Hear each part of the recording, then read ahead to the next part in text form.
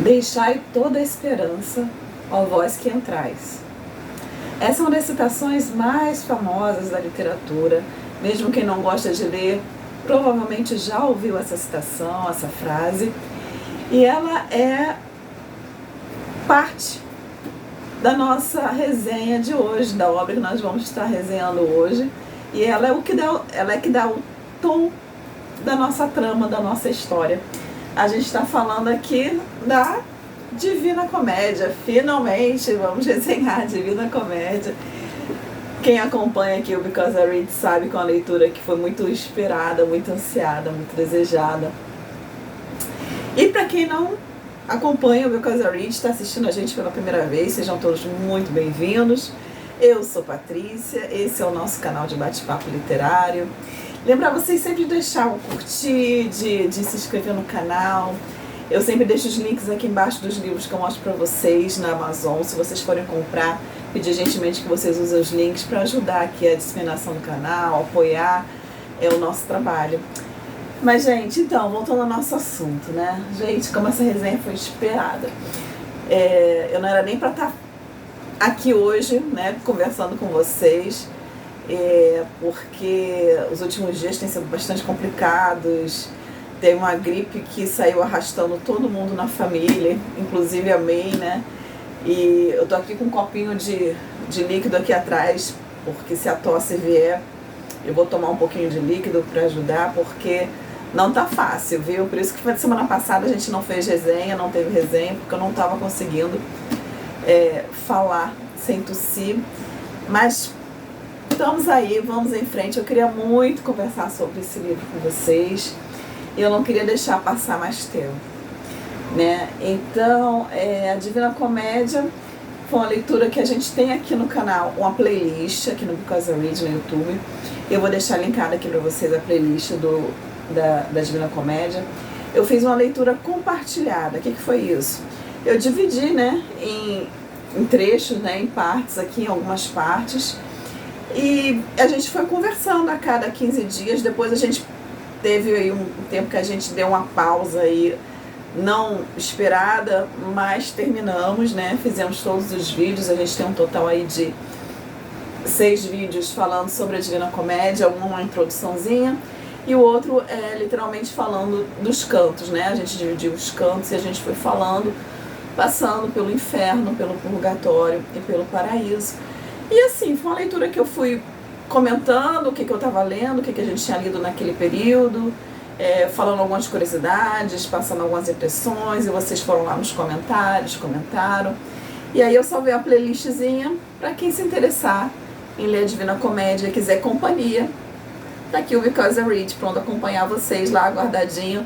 As mensagens, tem um cronogramazinho no primeiro vídeo de introdução, se você quiser utilizar para fazer a sua leitura da Divina Comédia, e acompanhando os vídeos, né?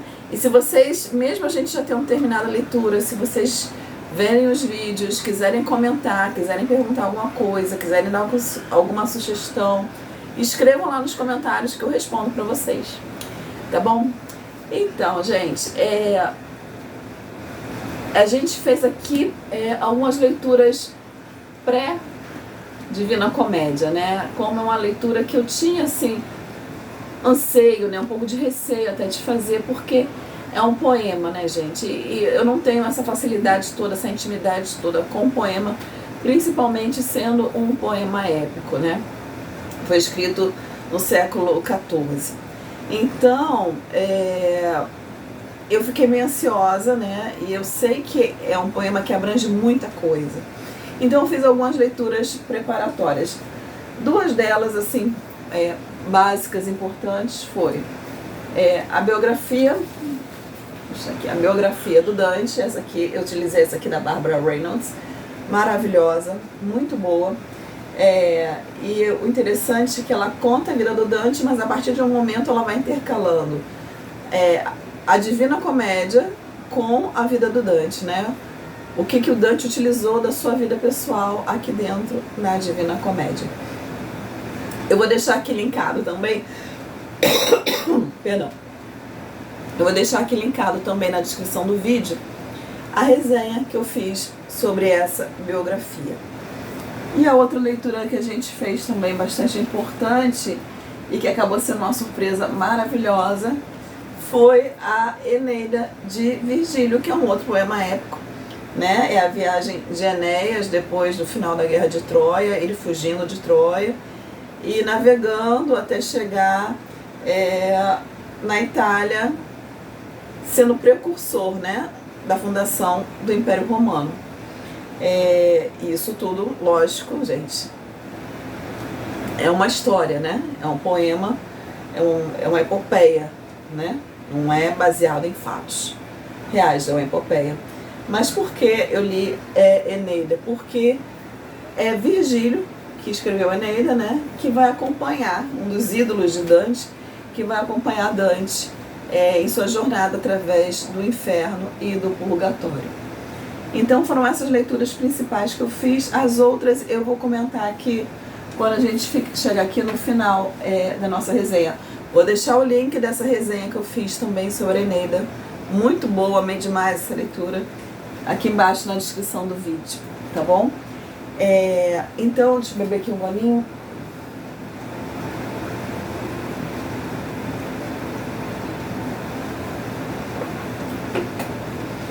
Então, vamos lá. Eu vou falar só um pouquinho de Dante, só algumas coisas que eu acho que são importantes pra gente entender aqui a nossa obra, né? A obra que a gente vai estar comentando hoje.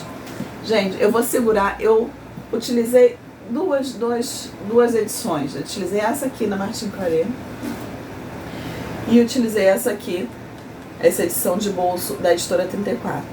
Eu vou ficar segurando essa porque ela é mais leve, tá bom?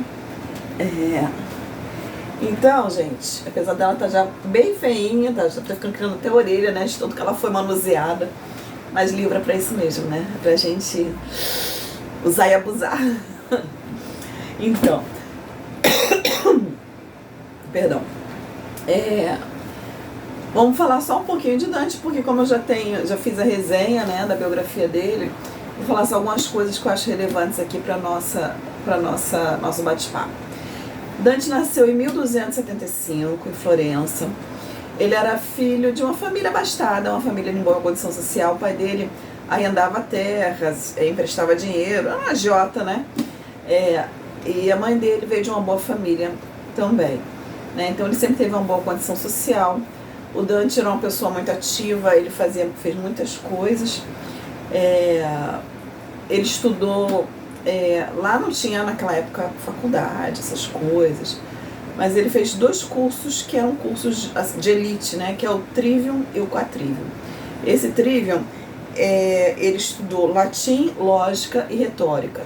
E o Quadrivium, ele estudou aritmética, geometria, astronomia e música, né? Ele, né, se aprofundou, estudou, pesquisou todas essas áreas. E ele se especializou em clássicos, especialmente Virgílio, Lucano, Cícero e Estácio, né? Todos esses vão aparecer, Cícero não me lembro, mas Virgílio, Lucano e Estácio aparecem aqui na Divina Comédia. Então é um cara que sacava muito de muita coisa, ele gostava de estudar, e ele fez até curso, provavelmente ele fez cursos, ele teve palestras com São Tomás de Aquino, que era um dos grandes ídolos dele, tá? E São Tomás de Aquino é citado diversas vezes aqui na Divina Comédia. Então essa é a formação acadêmica do Dante. E depois e outra coisa, ele escrevia tanto prosa quanto verso, prosa e poema, em latim fluentemente. Lembrando, gente, que o latim, nessa época, era o idioma utilizado na literatura, não existia outro, tá? E esse é um fator de grande importância aqui da Divina Comédia. Então, Dante escrevia muito bem latim. Dante participou de guerras, foi soldado, ele fez várias coisas, né? Ele escrevia poemas, trocava poemas com os amigos, tinha tipo um jogo assim, eu faço um poema e você responde na forma de outro poema, né? E um dos melhores amigos dele, né, era Guido Cavalcanti, né? E Forese Donati, que eram grandes amigos dele, que também eram poetas, né? Ele também escrevia. Num determinado momento da vida, sim, importantíssimo, né? Vou voltar para a infância do Dante só um pouquinho e falar que aos 8 anos ele foi numa festa de uma família ali da classe social dele, os Portinari.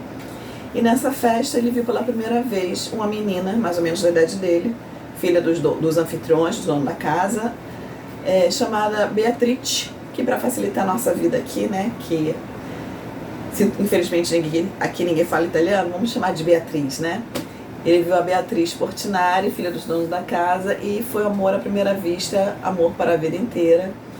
E é ela que vai estar aqui junto com Virgílio, né, sendo guia do Dante aqui na Divina Comédia, né? Então, o que aconteceu? Ele conheceu ela aos 8 anos, só que naquela época, né, ele era de uma boa família e os casamentos eram arranjados, né? Então, aos 12 anos, o Dante já ficou noivo, né? Já teve o noivado dele arranjado com uma menina de uma outra família chamada Gemma Donati, né? Só olhar aqui. Isso. Mas ele não casou, obviamente, nesse momento. Ele só foi casar com ela lá por volta dos 25 anos. E da mesma forma, a Beatriz também teve um casamento arranjado, casou muito jovem, teve filhos e morreu muito jovem. Pressupõe-se que ela morreu de parto, no parto, né? E quando Dante ficou sabendo que ela morreu no parto, ficou arrasado, chorou. E logo depois ele casou. Então, pressupõe também que a família dele, né, vendo a tristeza dele, tudo, quis arrematar logo o casamento, né, para não ter erro. E ele casou com a Gemma, mas não era um casamento feliz, não. Pelo que se diz, as más línguas por aí, não foi assim um sucesso de casamento, apesar deles terem tido 3 filhos, pelo menos, talvez 4, mas com certeza 3, 2 homens e uma mulher. Então, depois disso, Dante se meteu, né, resolveu entrar na política. Entrar na política, assim, assumir cargos públicos, ter uma participação mais ativa na política de Florença.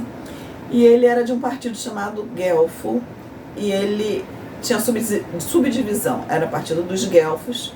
Existiam 2 grandes partidos ali na época, Guelfos e os Gibelinos. Ele era do partido dos Guelfos, e os Guelfos eram divididos em brancos e negros. Ele era do partido do Guelfo branco. Qual a grande diferença entre esses 2 Guelfos e Gibelinos? Existem duas forças, né? 2 poderes operando naquela época lá. Uma era o Império Germânico, que controlava toda aquela região da Itália, inclusive, né? E a outra era o Papa, né? Então, essas 2 instituições, né, lutavam para assumir poder político, econômico, financeiro, né? Então, os gibelinos defendiam o imperador, o Império Germânico, e os guelfos defendiam o poder através do Papa. Só que os guelfos brancos queriam que o Papa né, ficasse na área espiritual, e achava que as cidades, né, individualmente, deveriam gerir a si mesma, controlar a si mesma, especialmente representadas pela classe dominante, pela burguesia da época, vamos dizer assim, né? Então era aí que o Dante se encontrava politicamente falando. E aí, nesse negócio de política, guerra vai, guerra vem, ele acaba sendo expulso de Florença, ele tem que ser exilado. E isso é uma coisa muito triste, porque ele amava Florença demais, e ele vai sozinho. Ele perde os bens dele e vai embora sozinho. Os filhos ainda eram menores de idade, ficaram com a mãe. E ele vive em várias cidades. Dizem, né?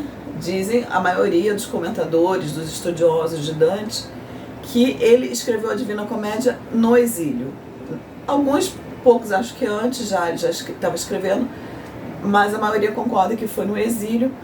E ele concluiu a Divina Comédia pouco antes dele falecer, veio a falecer na cidade de Ravenna. Ele estava morando em Ravenna, e poucos meses depois ele faleceu de malária.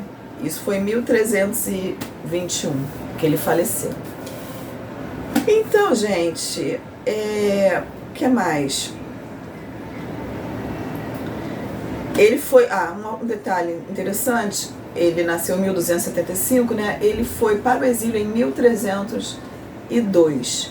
1302, sendo que ele situa a Divina Comédia, né, no ano de 1300. Então, como se ele não tivesse indo ainda para o exílio. É onde se desenvolve a história dele.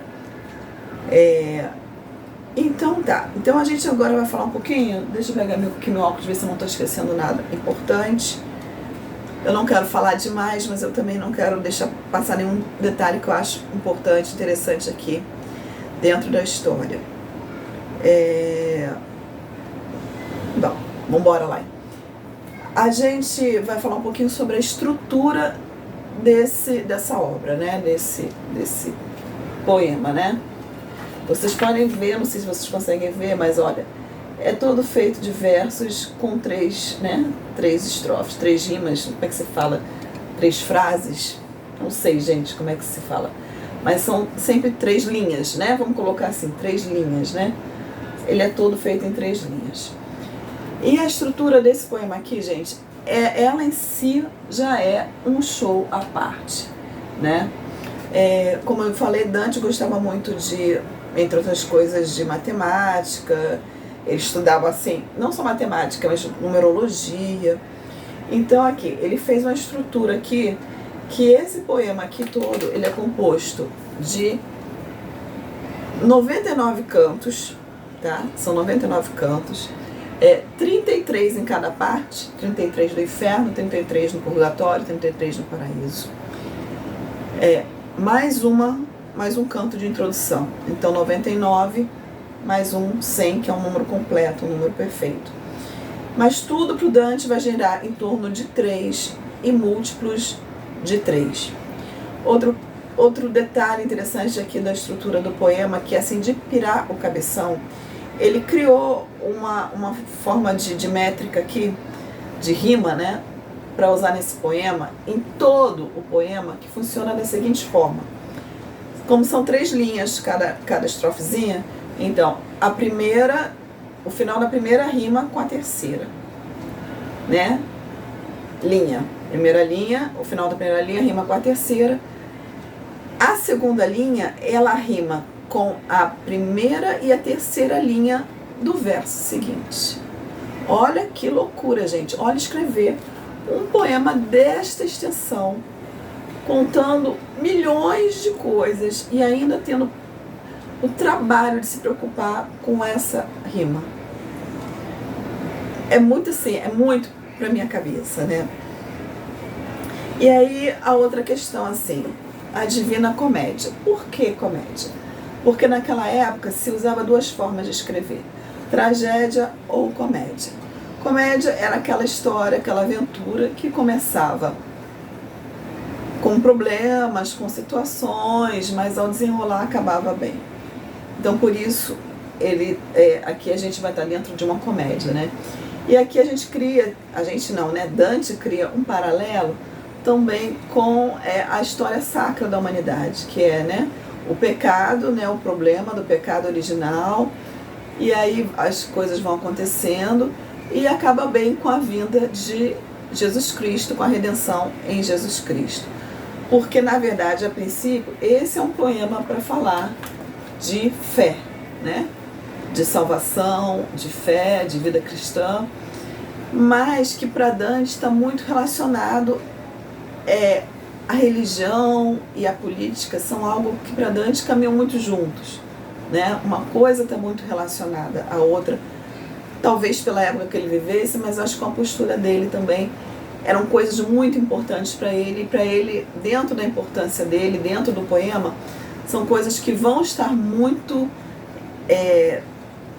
vão estar o tempo todo sendo trazidas para dentro do poema, essas 2 situações, a fé, a religião e a política, né? A gente vai ter aqui também filosofia, a gente vai ter sátira. Tem momentos aqui que eu ri, gente, que eu ri demais. A gente vai... Isso no inferno, hein? A gente no inferno, eu rindo pra caramba.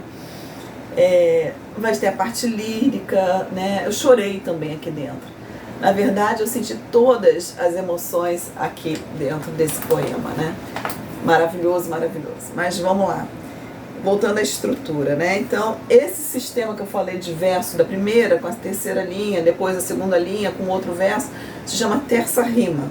E uma coisa inventada por Dante. Tá bom? O que mais? Vamos ver aqui. Eu vou ler aqui um trechinho, uma citação do Otto Maria Carpo que ele faz para falar sobre a estrutura da Divina Comédia, né? Ele fala assim: a Divina Comédia é um edifício colossal cuja unidade está garantida justamente pelas convicções religiosas, filosóficas e políticas do poeta. Então, além de toda essa estrutura de rima, essa estrutura técnica, o Otto Maria Carpo fala que esse é um poema que ele é todo amarrado nele mesmo, né? Que ele é todo... Não tem nada, nenhuma pontinha solta, né? E tudo para trabalhar todos esses aspectos. Filosofia, religião, política, né?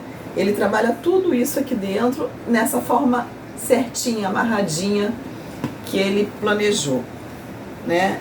E o mais importante de tudo, gente, para a gente terminar aqui de falar sobre a estrutura do poema, é o seguinte: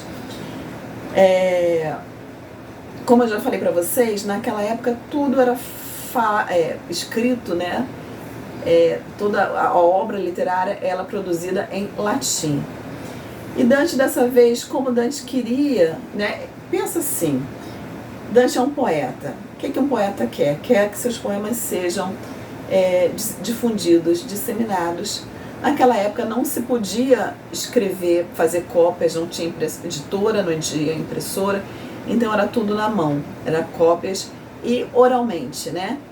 Você escrevia um poema, você ia numa reunião e lia esse poema, fazia umas 2, 3 cópias desse poema, aí essas cópias eram levadas para outros lugares e eram lidas para outras pessoas, né? E Dante queria, e nem todo mundo sabia ler e escrever, né? E Dante queria que seu poema fosse disseminado. Uma das coisas que Dante mais queria era que esse poema, que a Divina Comédia, chegasse a Florença e ele fosse honrado, que ela fosse, né, bem vista, que ela fosse aceita e o nome dele fosse honrado como poeta por causa dessa obra, né? E ele escreveu essa obra toda não em latim. Pela primeira vez alguém escreveu, um autor escreveu uma obra que não foi em latim. Ele escreveu na língua deles, no dialeto florentino, né, que a gente chama língua vernacular, que é a língua local, né? E para que todos, para que houvesse maior acesso, para que houvesse maior disseminação desse trabalho dele, né? E com isso, Dante vira o pai da literatura moderna, porque até então só existia literatura clássica com o idioma do latim, né? Então é isso, pessoal. E só para terminar aqui, ele chamou de comédia. E o Divina veio da onde? Divina veio de Boccaccio, né?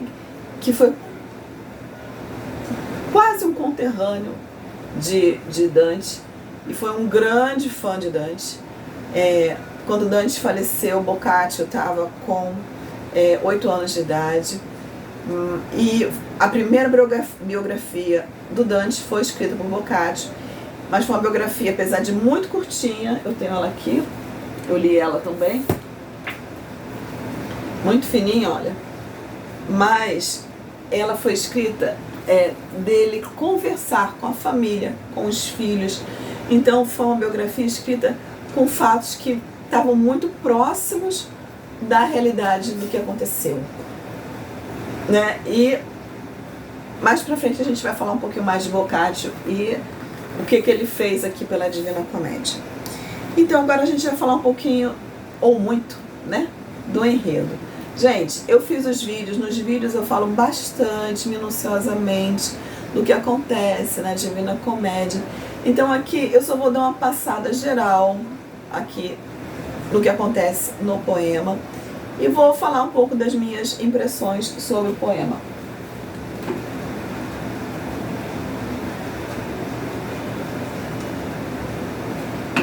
Então, como eu já falei para vocês, se situa a narrativa desse poema pelo ano de 1300, né? E Dante aí estava mais ou menos no meio da vida dele, com 35 anos. Ele se coloca dentro dessa situação. Ele é o narrador da história e ele é o protagonista também, né? Ele diz que ele se encontra numa selva escura à noite e ele está com medo, é óbvio, né? E o simbolismo, e tudo aqui, gente, tudo vai ter um simbolismo dentro aqui desse poema, né? Então as pessoas, os estudiosos, dizem que essa selva escura representa a ausência da comunhão dele com Deus, né? Ele está no momento que ele está afastado de Deus espiritualmente, intelectualmente, que ele está fazendo coisas que ele não deve fazer. Então isso seria a selva escura, né? Ele está nessa selva escura e ele tenta sair dessa selva e aí ele avista uma colina e lá naquela colina, no alto daquela colina, ele vê a graça de Deus, a luz de Deus, né? E ele começa a caminhar. Só que aparecem 3 feras aí no caminho. É uma onça, na verdade uma pantera, que dizem que representa a luxúria. Que mais? Uma onça, um leão, que diz que representa a soberba, e uma loba, que representa a avareza. Ele tem que enfrentar essas feras. E aí quando ele está lá lidando com essas feras, aparece nada mais, nada menos do que Virgílio, que era um dos grandes ídolos de Dante, né? E aí Virgílio fala que ele foi mandado pela Beatriz para acompanhar Dante numa jornada através do inferno, do purgatório e do paraíso.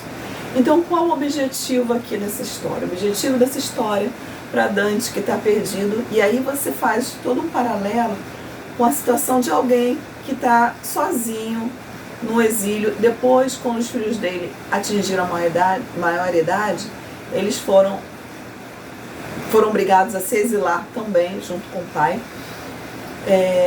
Mas ele passou muito tempo sozinho. Então, uma pessoa que está perdida, sozinha, desacreditada na sua terra, na política, na situação. Então, assim, qual é o objetivo aqui? O Dante alcançar a salvação, alcançar a redenção, alcançar a comunhão com Deus, né? Voltar para o caminho, né? E como é que esse trabalho de trazer Dante para o caminho vai funcionar? Ele vai passar, ele vai ver os exemplos de pecado e suas penas, o que acontece quando a pessoa peca, qual a punição que ela tem, e por aí vai. E aí começa essa viagem. E aí, gente, eu vou largar aqui o livro, porque eu vou mostrar para vocês. Quem acompanhou aí a nossa leitura compartilhada sabe que eu falei, né? Que eu expliquei que eu sou uma pessoa muito com uma memória visual, né? E eu fiz para mim, como era muitos fatos, muitas coisas para entender, eu fiz um esqueminha, não riam no meu esqueminha, eu fiz um esqueminha aqui, né? Dessa primeira parte, aliás, de todas as partes, né? E esse aqui é o inferno de Dante. Como é que começa esse inferno, Patrícia? Qual é a teoria? Quando Lúcifer foi expulso do paraíso, né? Foi expulso do céu, da presença de Deus, ele foi jogado à terra, ele caiu na terra. E ele caiu na terra com um impacto tal que ele abriu uma cratera assim, enorme, enorme, enorme, e ficou preso no meio dessa cratera. Então, fez uma cratera em formato assim de, né, um cone de cabeça para baixo, e ele ficou preso aqui embaixo. Então ele ficou preso exatamente, imagina a bola do planeta, né? E ele ficou preso no núcleo do planeta ali no meio. Então essa parte de cima, né? Aqui é o solo, né? Isso aqui tudo é cratera. Mas aqui a gente está do lado, naquela época que eles chamavam de hemisfério boreal. E ele ficou preso aqui no núcleo da Terra e as pernas dele ficaram para baixo, saindo para o outro lado, né, como se estivesse no meio do núcleo, mas saindo para o outro lado, que é o hemisfério austral, que é onde a gente vai encontrar o purgatório depois. Então, Dante vai passear, né, entre aspas, com Virgílio. Virgílio vai ser como um pai para ele, diversas vezes vai citar Virgílio como se fosse um pai, né? Aqui por todas essas etapas, né? Esses 9 círculos aqui do inferno. E esses círculos, eles vão seguir, Dante não fez isso aleatoriamente, claro que tem muito da imaginação de Dante aqui, mas ele fez isso baseado em esquemas, em estudos de Aristóteles, tá? Então, toda essa classificação de inferno veio de material que ele leu, né, de Aristóteles falando sobre isso. Então, aqui a gente vai ter primeiro um vestíbulo, né, de onde chegar nesse vestíbulo. O inferno tem alguns rios que eles têm que atravessar. E aí que no primeiro vestíbulo é um vestíbulo daqueles indecisos entre o bem e o mal. Aí temos aqui o primeiro rio, o rio Aqueronte. E aí o famoso Caronte, né, que é tão conhecido na mitologia, o barqueiro, que vai atravessar eles para essa primeira parte aqui, que é o limbo. Nesse limbo estão aquelas pessoas que não tiveram oportunidade de serem batizadas, de conhecer a Cristo, porque não tinham... já tinham partido desse mundo quando Cristo veio. Então essas pessoas estão aqui nesse limbo, tem até um castelo aqui. Então aqui vai ter crianças, aqui vai ter algumas personalidades famosas. Aqui Dante coloca aqueles ídolos dele assim de maior importância. Ele coloca Homero, Horácio, Ovídio, Lucano. E aqui seria o lugar também onde Virgílio ficaria, tá? E aí vai descendo vários círculos. Tem os círculos dos luxuriosos, gulosos, ávaros e pródigos, iracundos, né? Pessoal com raiva, rancorosos. Aqui a gente vai ter um muro que é a entrada da cidade de Dite, né? Que é o próprio diabo, né? Então aqui a gente vai ter um muro e aqui é a entrada da cidade e aqui são os piores pecados por gravidade. Aí a gente vai ter os heréticos, a gente vai ter os violentos, que se dividem em blasfemos, suicidas e homicidas. Vai ter os fraudulentos. E os fraudulentos, gente, eu nem sabia que existia tanta forma de cometer fraude, tá? E aqui, por último, a gente vai ter os traidores, né? E aqui a gente tem mais um rio, o rio Flígias, entre, né, o quarto e o quinto círculo. Aqui a gente vai ter a muralha. Nessa muralha aqui a gente vai ter umas fúrias, né, querendo impedir que o Dante entre. Aqui a gente vai ter um rio de sangue, né, o Flegedonte, né, que o Dante vai ter que atravessar também. E aqui embaixo a gente tem o Cotito, que é Cotito, que é um rio congelado, tá? Que é onde está aqui o diabo. E aqui, gente, ao longo dessa trajetória dele, que ele vai passando, ele vai vendo, ele vai conversando, ele vai encontrando pessoas conhecidas dele, ele vai ver os flagelos que essas pessoas vão passar. E, gente, é barra pesada. Dante usa a imaginação assim com vontade e ele sabe, ele não poupa. É muita... não é muita maldade, mas assim, é muita violência, é grotesco, assim, né? As coisas, as penas aqui daqueles que estão aqui condenados a essas punições aqui. E aí, gente, conforme ele vai descendo isso aqui, a gente vai tendo aulas de história, de filosofia, vai ter momentos assim, bastante emocionantes, como por exemplo, quando ele está aqui no Círculo dos Luxuriosos, ele vai conhecer a Francesca e o Paolo. E a Francesca vai contar para ele a história por que ela está ali, né? E ela fala que ela foi obrigada a se casar. Os casamentos, como eu já falei, eram arranjados. Ela foi obrigada a se casar muito nova com uma pessoa que não tratava ela bem e tudo, que ela não gostava. E aí ela tinha um conhecido que era o Paolo, e num determinado momento eles estavam juntos assim, e aconteceu um beijo, e nesse exato momento que aconteceu o beijo, o marido dela chegou. Eu não me lembro se eles foram mortos por isso, o que aconteceu. E eu sei que eles acabaram parando nesse círculo aqui dos luxuriosos, né? E é uma história de amor muito linda. Dante fica extremamente comovido, os versos são muito lindos, sabe? E eu me emocionei nesse pedaço também, né? E aí ele vai colocando aqui no inferno várias pessoas. O grande arqui-inimigo dele, que é o Papa Bonifácio VIII, se eu não me engano, vai estar aqui. Vai ter muita gente, assim, todos os desafetos do Dante vão estar aqui cumprindo pena, familiares também, né? E Dante vai parando para fazer perguntas, e aí essas pessoas vão contando a história da vida dela, que muitas vezes refletem a história daquele momento social, político e tudo. Tanto é que a Divina Comédia foi usada como um parâmetro, né?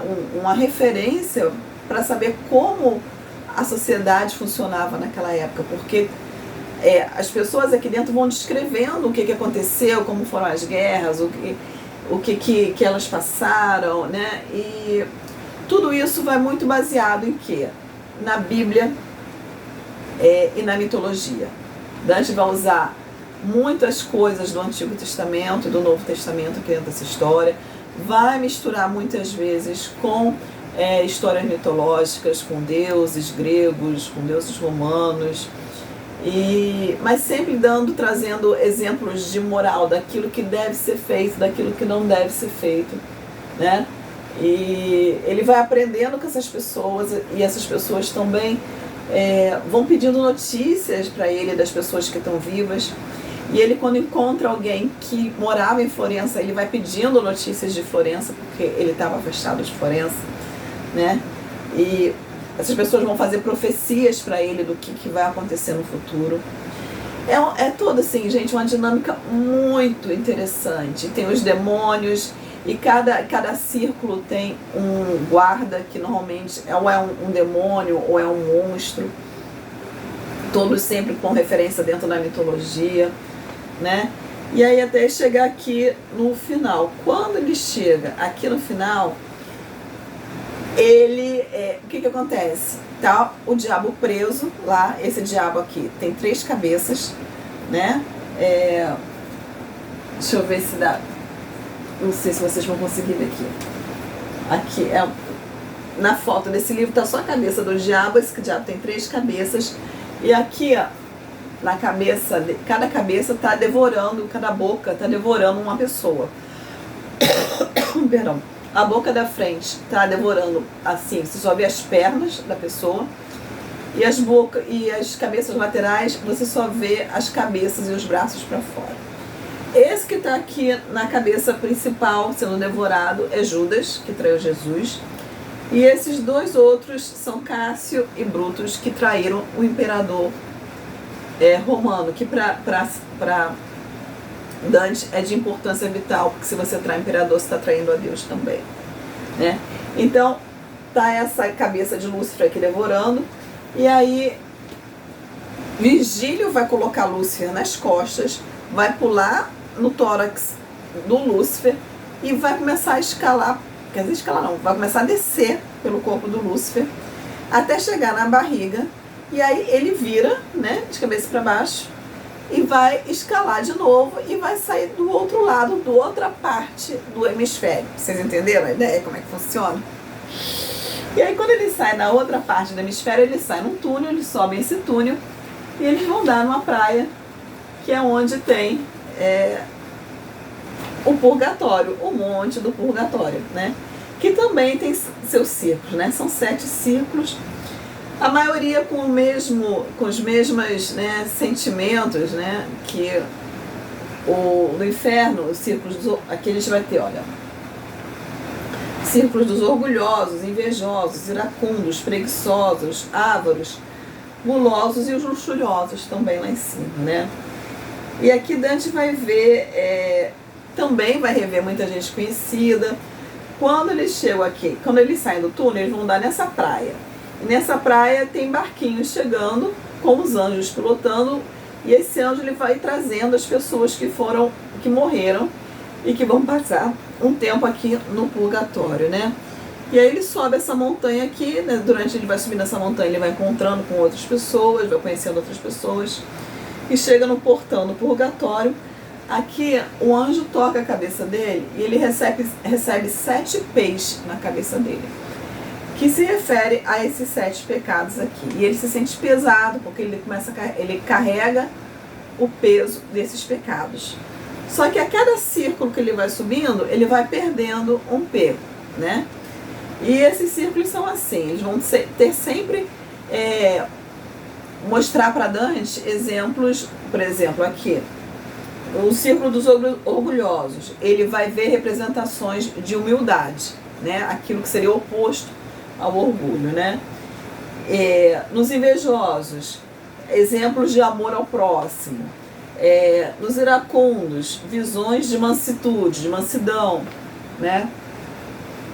Aqui ele vai encontrar também com pessoas, como eu já disse, né? E a pessoa mais importante que para mim, né, que ele encontra aqui é o amigão dele, o Forese Donati, que ele encontra aqui no Círculo dos Gulosos, né?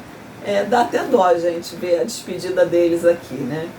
E aí Dante vai aqui até chegar aqui o topo, que é o paraíso terrestre, que seria o Éden, né? E aqui, quando ele chega no Éden, ele vai chegar naquele lugar lindo, com a floresta, com o rio, e ele vai ver uma mulher, que é a Matilda. Essa Matilda, sabe-se pouco dela, mas dizem que ela representa a vida no Éden, a felicidade terrestre, né? A vida que Adão e Eva teriam se não tivessem desobedecido a Deus. E aí ele vai encontrar pela primeira vez a Beatriz. Quando ele está lá no Éden, nesse paraíso terrestre, conversando com a Matilda, vai chegar uma grande procissão, né? E essa grande procissão, ela representa, vamos lá, é uma procissão simbólica que representa a história da igreja e da humanidade, antes e depois da redenção, né? E aí vai ter um grifo, né, puxando essa procissão, puxando uma carruagem. Vai ter anciãos, vai ter donzelas, vai ter animais, tudo isso numa representação da humanidade, da história da humanidade. E nessa carruagem está a Beatriz, né? E aí, quando ele vai procurar Virgílio, Virgílio não está mais com ele. E aí, a partir daí, é Beatriz que vai acompanhar ele na subida ao paraíso. Para isso, ele precisa se banhar em 2 rios. No Letes, que quando ele mergulha nesse Letes, Matilda faz ele mergulhar nesse Letes, ele esquece as transgressões dele, os pecados dele. E depois ele mergulha no Eunoé, que é onde ele vai trazer à memória todas as coisas boas que ele fez. Então, a partir daí, ele está purificado, ele está leve, e ele pode ascender ao paraíso com a Beatriz. Se, enquanto no inferno, no purgatório, ele teve que caminhar, aqui ele vai se transhumanar, ele vai, né, simplesmente, vamos dizer assim, levitar, ele vai ser levado. E a explicação da Beatriz para ele sobre isso, nossa, como é que eu estou subindo? Ele fala que a gente é atraído para a nossa origem. No caso ali, ele está sendo atraído para Deus, que é de onde todos nós viemos, né? E aí nesse céu a gente vai ter também 9 céus. Só que esses céus são seres, como é que se fala? Seres não são planetas, né? São seres astrais, né? Seres astrais não, tô perdendo a palavra, que são corpos, né? Corpos celestiais, vamos dizer assim. Então a gente vai ter a Lua, a gente vai ter Mercúrio, Sol, Marte, Júpiter, Saturno, estrelas fixas. E aí vai ter o que eles chamam de Primo Nobile e o Empírio, que é onde ficam os beatos, né? e é onde tem a presença de Deus. E aí, da mesma forma, nesses céus ele vai conhecendo várias pessoas, e aí, em vez de pessoas sendo punidas, pessoas sendo cumprindo penitência, vai ter grupos de pessoas louvando e adorando a Deus, né? E aí ele vai encontrar muita gente importante, né? Muita gente importante. Abraão, Davi, todos os santos, papapá. Eu vou destacar aqui de quem ele vai encontrar aí nesse paraíso, duas situações. Ele vai encontrar o trisavô dele, o Katya Guida, e ele vai ter um mau papo com o trisavô vai contar para ele como é que era a vida, como é que era a política, como é que a sociedade funcionava na época dele. E ele vai, no último ciclo, antes dele chegar ao Empírio, que é onde ele vai ter acesso a realmente a presença de Deus, ele tem que passar por um teste. E aí ele é questionado por São Pedro, São Tiago e São João, sobre as 3 virtudes teologais que eles chamam, que é fé, amor e caridade. Fé, esperança e caridade, que no caso é o amor, né? E essa é uma das partes mais bonitas para mim da Divina Comédia, porque é aí que ele fala, né, sobre a fé dele, de onde vem, da esperança, né, da caridade. E outra coisa bastante interessante aqui também, uma parte muito bacana, ele vai ter que conhecer aqui, ele vai ter contato com São Bento, São Domingos e São Francisco, que foram os fundadores das ordens dos monges, né, das ordens de monges daquela época, né, a ordem beneditina, a ordem franciscana e a ordem dominicana, né? E esses 3 santos, eles vão falar para ele, vão contar um pouco não só da vida deles, mas também de como as ordens que eles fundaram saiu totalmente do parâmetro, né, das regras, da filosofia da ordem, né, daquilo que a ordem pregava, para buscar interesses próprios, para buscar dinheiro, para buscar bens, né, para buscar benefícios. E eles demonstram muito como é que eles estão tristes, como aquilo que era para ser uma coisa boa, né, que era para ser fonte de crescimento espiritual, de adoração a Deus, de bem ao próximo, se transformou em torturas, em desgraças, em inquisição, né? E é muito interessante essa parte. Aqui o Dante faz muitas perguntas no paraíso, aliás, em toda a história ele faz muitas perguntas, e todas elas levam, mas principalmente aqui no paraíso, elas levam a muitas discussões filosóficas, espirituais, né? Então é tudo uma viagem, gente, é muita viagem. E aí ele vai subindo, ele é aprovado nas perguntas que ele tem que responder, e ele consegue finalmente ver a rosa dos beatos, que é uma rosa e onde são as pétalas, é lugar para as pessoas, para os santos, né, para as almas se assentarem. E lá em cima tem uma luz tão grande, tão forte, que ele foi sendo preparado para isso conforme ele ia subindo no céu, mas é uma luz que tem um fulgor tão grande, que é a presença de Deus, né? Gente, eu estou fazendo aqui o resumo do resumo do resumo do resumo. E assim termina a nossa Divina Comédia, quando Dante consegue estar na presença de Deus, realizando, né? Então ele atingiu o objetivo dele, ele foi purificado, ele voltou a ter comunhão com Deus, né? E ele teve esse privilégio de fazer essa viagem, né? Deixa eu ver mais que a gente tem uma coisa para falar aqui.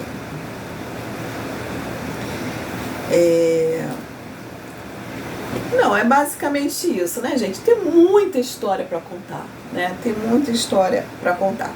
O que eu achei da Divina Comédia? É um livro, primeiro, foi muito importante para mim ter usado uma edição comentada. Essa edição da Martin Claret é toda comentada, e para mim foi a melhor edição, assim, de uma forma geral, foi a que eu mais gostei. Eu li também nessa aqui, nessa de bolso. Eu não sei se a edição que não é de bolso, da editora 34 tem mais comentários. Essa também tem, mas tem sempre um resumo antes de começar cada canto. Essa aqui da Martim Claret também tem, tá? Então, assim, são edições muito boas, gente, muito boas. A tradução é muito boa das duas, são traduções diferentes, mas são muito boas. Essa aqui é um pouquinho mais antiga, mas são muito boas. Eu gostei muito, mas fala assim, Patrícia, você tem que escolher uma. Eu ficaria com essa aqui da Martim Claret, tá bom? Então, sobre a tradução, é isso. Existe, né? Eu sei que existe, inclusive várias pessoas comentaram para mim nos comentários da nossa leitura compartilhada, nos vídeos, que tinham escolhido edições que são em prosa. Gente, cada um lê do jeito que preferir, né? O importante é a experiência da leitura. Mas eu queria ter experiência do verso, já que Dante trabalhou tanto para criar uma obra nesse nível de técnica, né? Eu queria ter experiência de ler nos versos, mesmo sendo traduzidos, né? E foi uma experiência fácil, não, mas desafiadora e muito interessante. Então eu gostei muito de ter lido nessa forma de versos, tá? Achei muito importante ter lido a biografia do Dante antes. Eu acho que me facilitou muito, porque muito do que acontece, das discussões, das informações, do que é mostrado de história dentro da Divina Comédia está baseado na vida do Dante, então foi muito importante. Eneida foi muito interessante ter lido também antes, tem muita referência, tem muita referência bíblica, né? E eu sou uma pessoa que leio a Bíblia todo dia, então para mim facilitou muito, né? As referências bíblicas, eu, graças a Deus, assim, tinha familiaridade com todas elas, né? E um livro que eu me arrependi de não ter lido antes, que eu tenho em casa, e que é um resumo mitológico, né, da mitologia, e que ele cita sempre, o Metamorfoses de Ovídio, né? Ele cita muita coisa que a gente encontra aqui no Metamorfoses.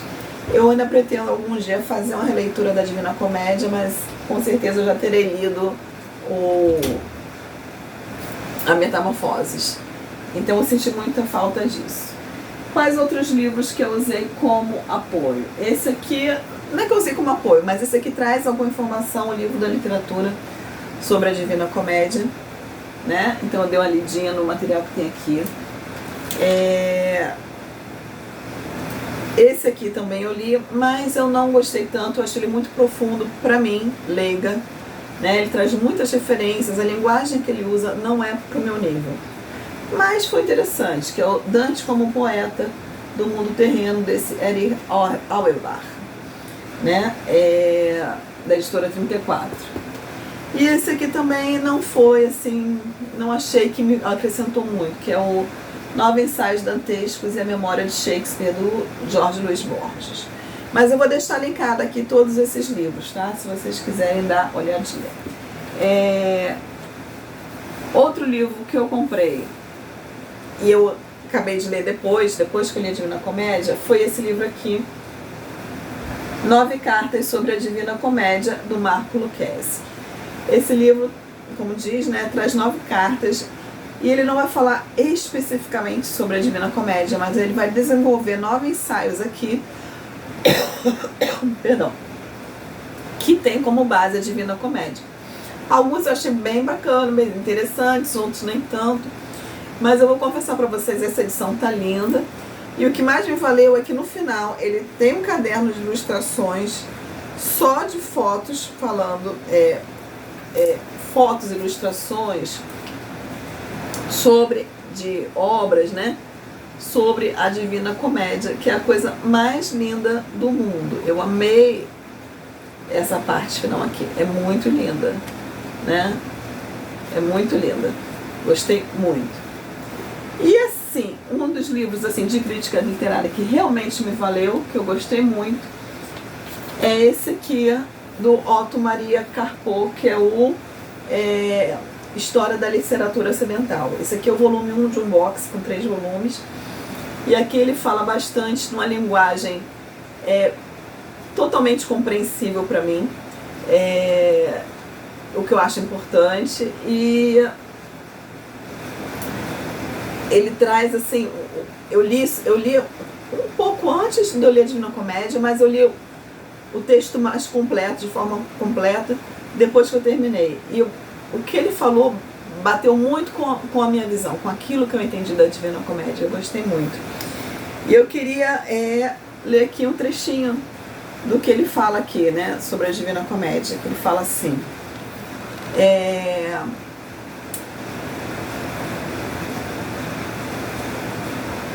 o outro mundo de Dante é um mundo real, tão real como seu criador, que vive ainda, embora saibamos que morreu há 6 séculos. Dante foi vencido na política atual da Itália do século XIV. Na política ideal de todos os tempos, o derrotado realizou a sua visão ético-política, construindo outro mundo no qual os valores perturbados neste mundo estão restabelecidos. Para esse fim, nobre e utópico, empregou todos os meios então conhecidos de expressão: as visões dos monges e os apocalipses dos místicos, a poesia dos trovadores e o hino dos franciscanos, o dolce stil novo e o humorismo dos diabos nos mistérios, as superstições infernais dos seus antepassados etruscos e o intelectualismo aristotélico do seu mestre Tomás de Aquino. E para exprimir tudo isso, criou do dialeto florentino uma nova língua, a língua italiana, e uma nova literatura, a primeira literatura moderna do Ocidente. Falando assim, em língua vulgar, Dante foi entendido e permanece entendido até hoje a cidade na qual o poeta, no quadro de Domênico de Michelino, aponta com o dedo o reino da ética e do idealismo religioso. É a Florença de 1300. Mas a advertência convém à nossa cidade e também a todas as cidades, né? Dante, grande espírito religioso, é o maior poeta político naquele seu alto sentido de política, graças à força inédita com que criou a maior e mais coerente estrutura poética de todos os tempos, né? Perdão. Para terminar aqui, eu queria falar duas curiosidades aqui, né? Quando Dante faleceu, ele tinha escrito os últimos 13 poemas, os últimos 13 cantos da Divina Comédia, só que esses cantos ninguém sabia onde estavam. Os filhos dele, que também eram poetas, já tinham passado 8 meses da morte, procuraram, não acharam. E eles já estavam pensando, eles mesmos, em escrever esses últimos cantos da Divina Comédia, né, para poder completar a obra. E isso aí, é isso que eu estou contando para vocês, a gente lê aqui nessa biografia de Boccaccio, porque isso aí foi a informação que o Boccaccio recebeu dos próprios filhos dele, né, do Dante. E Boccaccio falou que os filhos falaram que uma bela noite, um deles, não sei se era, acho que era Giacomo e Francisco, se eu não me engano, os filhos dele, um deles sonhou, teve uma visão do pai falando assim: olha, relaxa, porque eu escrevi os últimos poemas, eles estão, se você for no lugar tal, puxar o negócio tal, vai ter uma parede, vai ter um buraco, papapá, tá. E aí o cara acordou, chamou o irmão e falou: não, olha só, eu tive essa visão, vamos ver. E foi lá e procurou naquele lugar, e lá ele achou os últimos 13 cantos, né? Isso aí é a história que Boccaccio conta aqui. E a outra coisa que eu queria falar sobre Boccaccio com vocês é que Boccaccio foi o grande responsável pela disseminação, por difundir a Divina Comédia, né? Porque Dante acabou morrendo no exílio, né? E o povo de Florença não tinha a menor vontade, né? Primeiro, de exaltar um exilado, né? E segundo, o pessoal de elite, né, os críticos literários, não viam de bom tom difundir uma obra que não era escrita no latim, né?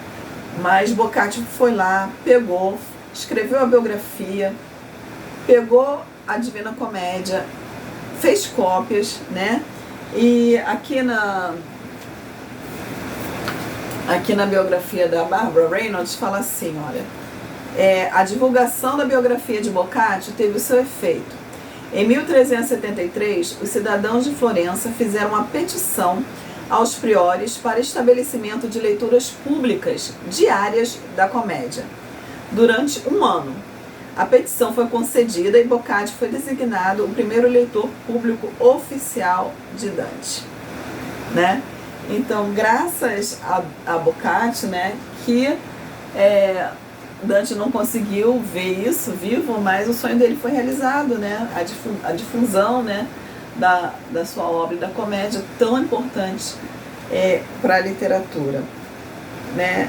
E outra coisa, né, gente? Ele escreveu isso tudo numa língua. Imagina hoje, a gente tem um português que já existe há não sei quantos séculos, todo cheio já de regras, de parâmetros, a gente tem toda a ferramenta, né, a ferramentaria para escrever uma obra, né? Quem é escritor tem toda a ferramentaria para escrever. Dante não tinha, né? Dante pegou uma língua que era falada e, né, muito mais falada do que escrita, um dialeto, e fez dele uma obra nesse nível de rima, de qualidade narrativa, de conteúdo, né? Riquíssima em adjetivos, em ordem gramatical, em léxico. Gente, você pega uma língua que é nova, que praticamente não existe, consegue fazer isso, né, gente? É para tirar o chapéu.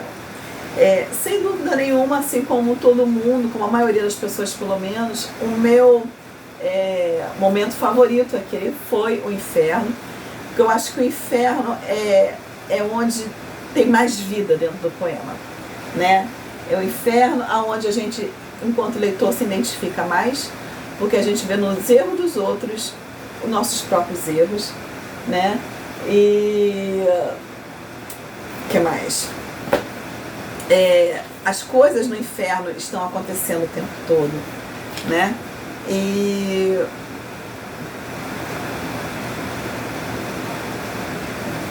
tem uma carga dramática, lírica, né, muito grande dentro do inferno, né? E você se assusta com as coisas que acontecem dentro do inferno, você se surpreende, você se emociona, né? Como no caso da Francesca do Paolo.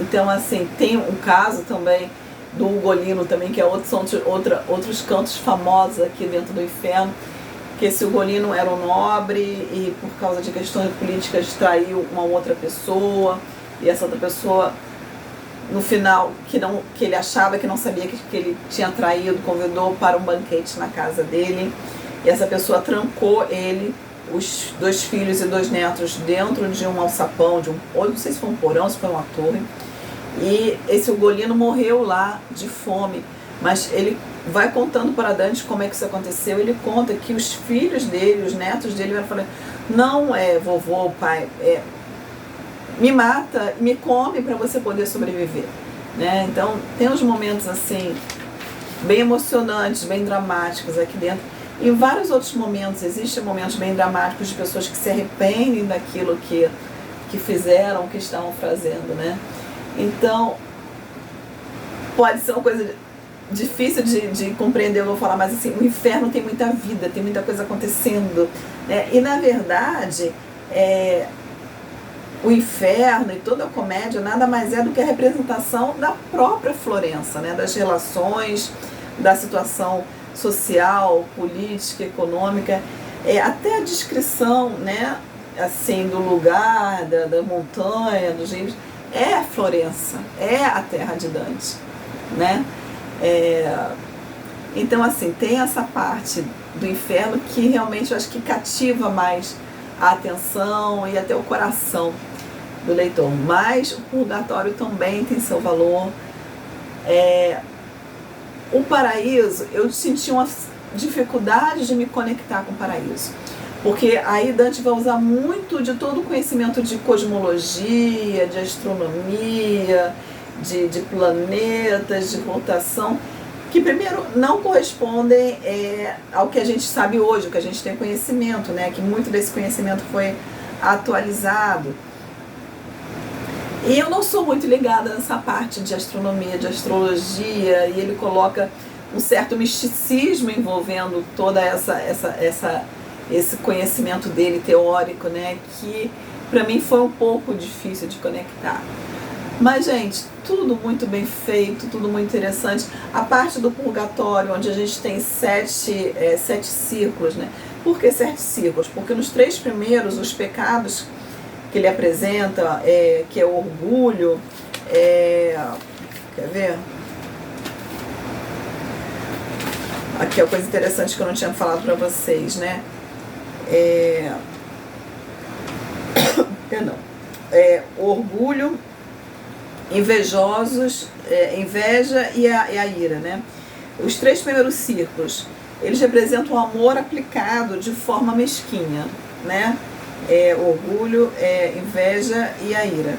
O 4º círculo, que é o da preguiça, é aqueles que fraquejaram em aplicar o sentimento. E os 3 últimos círculos, ávaros, gulosos e luxuriosos, foram aqueles que aplicaram amor naquilo, em uma determinada coisa, de forma excessiva, né? Então, gente, tudo foi muito bem planejado, pensado, avaliado, colocado. Nossa, gente, é um trabalho, assim, maravilhoso, maravilhoso, maravilhoso, né? Então é isso, pessoal. É isso que eu tinha para falar para vocês. Foi uma leitura maravilhosa. Feliz, orgulhosa de ser leitora, né? Merece releituras, mas a gente vai dar um tempinho agora, vai ler outras coisas. Mas com certeza indico, vou deixar a playlist aí, vou deixar o link dos livros aqui embaixo na Amazon. Tenham coragem. Se vocês têm medo, tenham coragem, porque vale muito, muito, muito a pena. É uma baita de uma obra, gente. É uma baita de uma obra. É isso aí, pessoal. Um grande abraço e até a próxima. Tchau, tchau.